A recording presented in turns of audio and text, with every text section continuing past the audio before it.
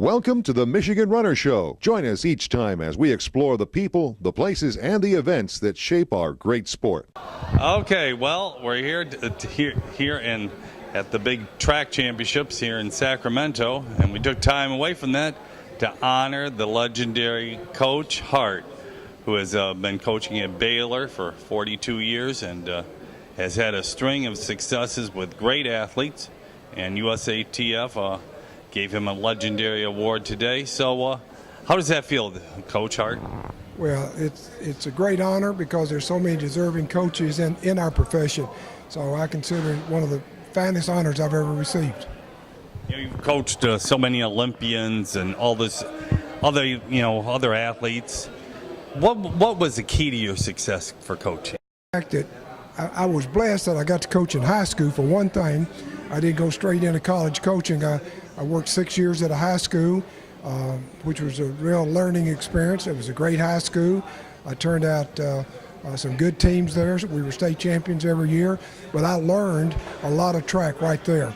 And then I was fortunate to get a head coaching job at a very early age.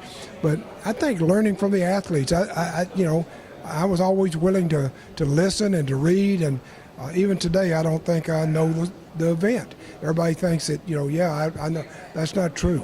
I had to keep up on it myself. And any coach out there that thinks that he's learned it, he needs to retire, because you don't do it. There's always new information coming out, and I think I'm a better coach every year. I really do.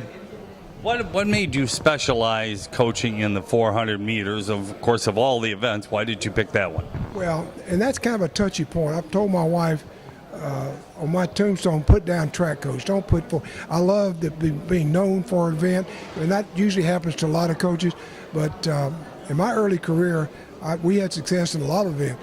The head coach at Baylor now is Todd Harbor. Todd holds the collegiate record in the mile. I coached him. He ran 350.34 in the mile. I had the first 60-foot shot putter in the Southwest Conference, first 7-foot high jumper, first 26-foot long jumper. So I enjoy coaching everything. But I've always, even high school, felt like the 400, it was much like the quarterback in football. That if you get a good quarterback, he can play in the secondary, he can play a receiver.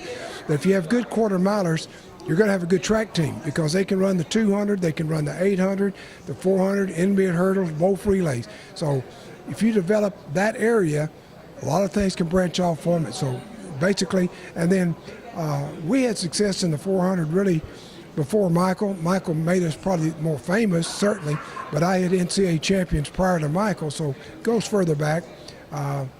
It was an event, actually, of all the events, I always kind of liked the half-mile coaching and probably had early success in it, much as anybody, but the 400 has been stuck on me, so I guess I'll live with it. Well, and of course, three of your most famous athletes is Michael, and of course Jeremy Warner, and then Sonia Richards. And where did you grow up? And you said you coached in high school. What state did you coach in high school? Well, I coached at Little Rock Central High School, and I grew up in Hot Springs. Ran track there. Didn't really have a coach. Coached myself, so I guess that's where I started. I had to go to the school library and read up on track and field, and just competed. And fortunate enough to get a scholarship to Baylor, and then came back and coached in Little Rock. And then when the job opened at Baylor, Jack Patterson, who had been my coach at Baylor, went to Texas, and I got the Baylor job. And so I've been there actually 54 years. Okay. And then did you run track yourself, or did you do other sports? Yes, I was the state champion in Arkansas in the sprints, and I held the school record at Baylor in the 100 and 200 and on 2 relays. So I was a sprinter. Well, and you just moved it up just a little bit, but well, congratulations, and we truly appreciate everything you do for USA Track and Field, but for young people, because coaching changes lives forever. Well, I think so, and I encourage more people to get into coaching, because it is a calling. You're going to know if you're in coaching and you're not happy, it's not a calling. But if you're happy, that's where you need to be. You can help other people. Well, thank you so very much, and we appreciate everything you've done.